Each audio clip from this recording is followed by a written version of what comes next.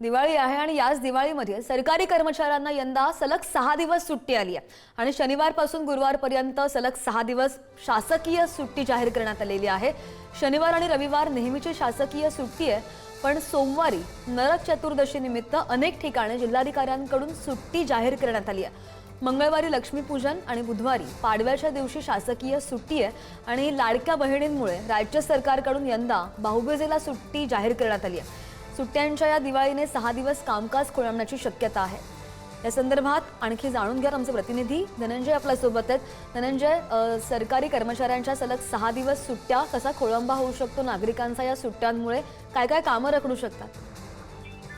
खरं तर आपण जर पाहिलं तर दिवाळीनिमित्त यंदा 6 दिवसाच्या सलग सुट्ट्या या आपल्याला पाहायला मिळतात आणि यामध्ये जर आपण पाहिलं तर जे शासकीय कामकाज आहे ते खोळंबण्याची शक्यता, कारण की सरकारी ज्या शासकीय कर्मचारी त्यांना या सलग सुट्ट्या मिळालेल्या पाहायला मिळतात। कारण की आज शुक्रवार वसुबारस दिवाळीची सुरुवात होते आणि शनिवार रविवार शासकीय सुट्टी आहे, सोमवारी नरक चतुर्थी आणि अनेक ठिकाणी जिल्हाधिकाऱ्यांनी सुट्टी जाहीर केलेली आहे आणि या दिवशी बँका सुरू असणार असल्याचं सांगण्यात येते। मात्र मंगळवारी लक्ष्मीपूजन आणि बुधवारी पाडवा असल्याने ती सुद्धा शासकीय सुट्टी पाहायला मिळते। त्यामुळे लाडक्या बहिणींमुळे शासनाने यंदा भाऊबीजेला सुद्धा सुट्टी जाहीर केली। याचा सगळ्याचा परिणाम जो आहे तो शनिवारपासून पुढच्या गुरुवारपर्यंत आपल्याला पाहायला मिळणार आहे, कारण की शासकीय कर्मचारी हे सलग 6 दिवस आपल्याला सुट्टीवर पाहायला मिळणार आहे। त्यामुळे 24 ऑक्टोबरला कार्यालय आता उघडणार असली तरी अनेक अधिकारी आणि कर्मचाऱ्यांनी जे आहे ते शुक्रवारी सुद्धा रजा टाकून पुढे शनिवार रविवार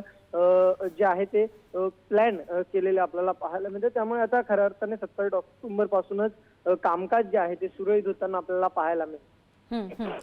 नाही, आणि त्यामुळे सरकारी कर्मचाऱ्यांना काहीसा दिलासा पाहायला मिळतो, कारण की 6 दिवस सुट्टी आलेली आहे। धनंजय, धन्यवाद दिलेल्या सगळ्या सविस्तर माहितीसाठी।